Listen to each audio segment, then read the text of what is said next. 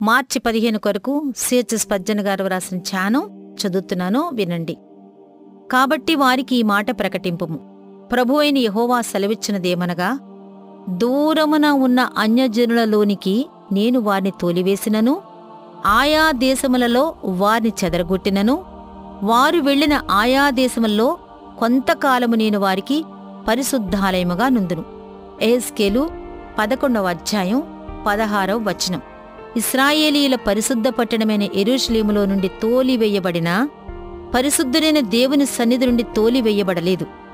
ప్రభువు తన ప్రజలను ఏ చెరలోనికి పంపించివేశాడో ఆ చెరలో తన సన్నిధిని వారితో ఉంచాడు. వారు తమ స్వదేశంలో ఉన్నట్లే తమ సమాజంలో వారికి అన్నీ అనుగ్రహించాడు. ఒకవేళ నీ స్వదేశం నుండి నీవు వేరే ప్రాంతానికి వెళ్ళిపోయి ఉంటే ఈ వాగ్దానం నీకే చెందుతుంది.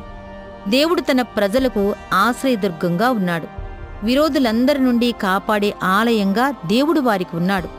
ఆయనే వారి ఆరాధనా స్థలం కూడా. యాకోబు ఆరుబయట పొలంలో పండుకున్నప్పుడు దేవుడు అతనికి తోడుగా ఉన్నట్లు ఆయన తన ప్రజలకు తోడుగా ఉన్నాడు. యాకోబు లేచి నిశ్చయంగా దేవుడు ఈ స్థలముందున్నాడు అని చెప్పాడు. దేవుడు తన ప్రజలకు ప్రశాంత మందిరంగా ఉంటాడు, అతి పరిశుద్ధ స్థలంగా ఉంటాడు.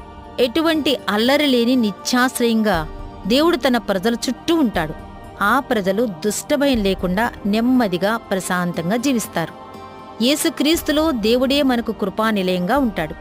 యేసుక్రీస్తే అందులో నిబంధనా మందసం, అహరోను చిగిరించిన కర్ర, మన్నా పాత్ర, 10 ఆజ్ఞల రాతి పలకలు, ఇవన్నీ యేసుక్రీస్తులోనే ఉన్నాయి.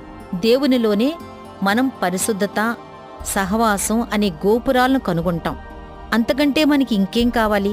ప్రభువా, ఈ వాగ్దానాన్ని నెరవేర్చు, మాకు నీవే శాశ్వతమైన ఆలయంగా ఉండు.